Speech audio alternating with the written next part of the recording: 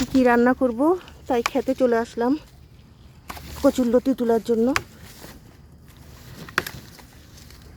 এই যে দেখেন, এটা আমরা উন্নত মানে অনেক লতি ধরে কচু মানে যে গাছে সেই কচু গাছ এনেছি। অনেকবার এগুলো আমরা খেয়েছি। এই যে দেখেন বন্ধুরা,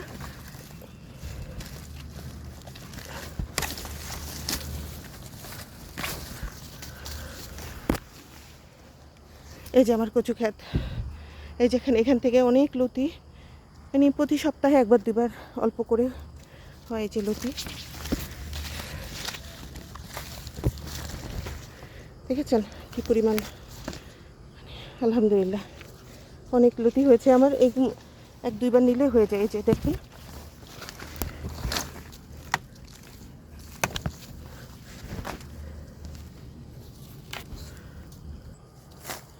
এই যে আমার এক তরকারির লতি হয়ে গেছে।